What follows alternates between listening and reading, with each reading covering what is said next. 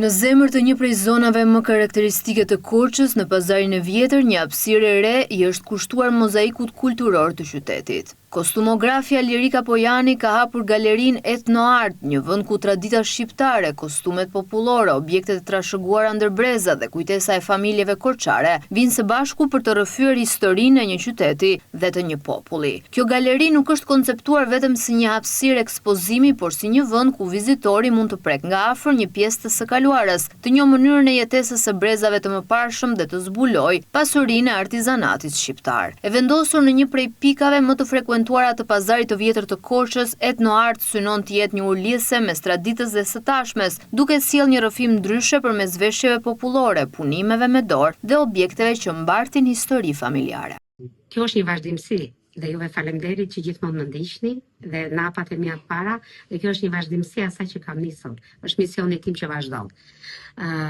Kjo galeri është aty ku duhet, në zonën më të bukur të pazarit, në zonën më historike që kemi, që është më e vizitueshme jo vetëm nga turistët, por nga të gjithë që vinë në Korçë. Dhe jo vetëm që është në këtë zonë, por kjo i ri shumë bukur pazarit, sepse përcjell të gjithë ato xhevair që ka Korça në etnografi, në histori, në kujtime, tek e fundit të gjithë ata që do vizitojnë, këtu do gjejnë shtëpinë e gjyshes, sepse dhe nga objektet që janë të familjes, edhe nga çka na afron të gjithë historinë, do gjejnë një nostalgji të fëmirisë, do gjejnë një nostalgji të atyre viteve, një kujtesë të bukur. Tek e fundit do gjejnë dhe një kek, siç i priste gjyshja. Në ambientet e Etno Art, çdo element është menduar të përcjellë një histori më vete. Kostume tradicionale, sendet e vjetra të përdorimit të përditshëm dhe punimet artizanale sjellin para vizitorëve një tablo të jetës shqiptare ndër vite. Galeria është e ndarë në 3 ambiente ku secili prej tyre ka një koncept të veçantë. Në njërin pjesë prezantohen zonat rurale dhe komunitetet, ndërsa në hapësirat e tjera vjen jeta qytetare korçare përmes veshjeve, historive dhe objekteve që kanë qenë pjesë e familjeve ndër vite. Në fakt, galeria është kompozuar në 3 ambiente. Katin e parë, që është zonat rurale dhe komunitetet. Në këtë ambient që jemi këtu, kemi jetën korçare, jetën qytetare. E kam sjell me kostumet, me histori, me objektet e familjes dhe çfarë përmban, por i kam sjell jo vetëm të kujtoj ata që na i kanë trashëguar këto kujtime, këto punë, por për të treguar të gjitha gratë korçare si kanë punuar, si e kanë përcjell traditën në vegël, në grep, në punën me makinë, edhe në të gjitha ato që duhet jetë. Një ndër synimet kryesore të kësaj galerie është mënyra se si tradita mund të vijë pranë brezave të rinj. Për këtë arsye, Lirika Pojani ka zgjedhur që elementet folklorik të ndërthur me një qasje më moderne, duke ruajtur identitetin e kostumeve tradicionale, por duke i bërë ato më të afërta me publikun e sotëm.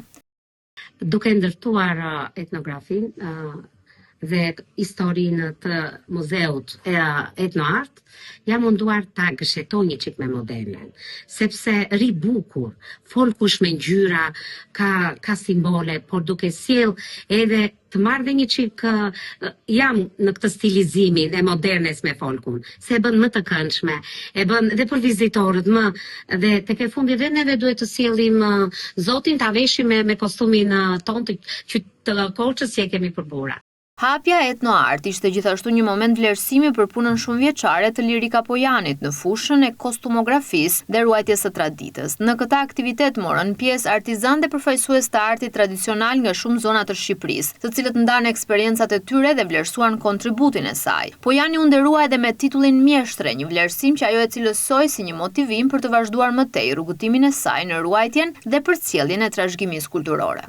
Kam pritur shumë këtë ditë, kam punuar shumë dhe jam shumë e vlerësuar.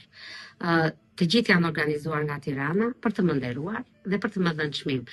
Mbi të gjitha kam artizane nga gjithë arta e Shqipërisë, Gjirokastër, Vlorë, Shkodër, Shqipëri e Mesme, të gjitha kanë ardhur të më nderojnë dhe për të ndarë tek e fundit eksperiencën për kostumet. Dhe më nderuan dhe me çmimin mjeshtre. Shumë e vlerësuar, shumë e kam pritur dhe faleminderit shumë nga zemra. Por është një motivi im ta vazhdoj këtë punë dhe ta përcjell në brezat e ri që kjo gjë të vazhdoj. Përtej ekspozimit të veshjeve dhe objekteve tradicionale, Etnoart synon të jetë një hapësirë edukimi dhe frymëzimi ku të rinjt të njihen me vlerat e trashëgimisë kulturore dhe të kuptojnë rëndësinë e ruajtjes së saj. Vet Lirika Pojani shpreh se tashmë një pjesë e rëndësishme e misionit të saj është edhe kalimi i kësaj dieje tek brezat e rinj. Ajo ka nisur një bashkëpunim me një vajzë të re, Justinën, e cila ka treguar interes dhe dashuri për folklorin dhe traditën. Do vazhdojmë të shërbejmë me shumë dashuri, me dashuri e para, traditave tona, për t'i përcjell në të gjithë vizitorët që vinë, në turistët, jo vetëm në komuniteti, por nga gjithë Shqipëria për t'u njohur me traditën, me kostumografin, me historinë. Por, kam edhe një gjë shumë të veçantë këtë radhë që më është afruar një vajzë, Justina, dhe ajo është shumë e dashuruar me folku, me traditën, dhe kjo është ajo përcjellja dhe misioni tim që ta çoj në breza. Jemi në hapat e para, po më pëlqen zelli i saj dhe energjia që ka dhe e shpreh për traditën. Me hapjen e Etnoart, Korça fiton një tjetër pikë të rëndësishme kulturore, ku historia nuk mbetet vetëm në kujtime, por merr jetë përmes ngjyrave, kostumeve dhe rrëfimeve të njerëzve që e kanë ruajtur ndër vite. Një hapësirë që fton çdo vizitor të zbulojë një pjesë të shpirtit korçar dhe të traditës shqiptare.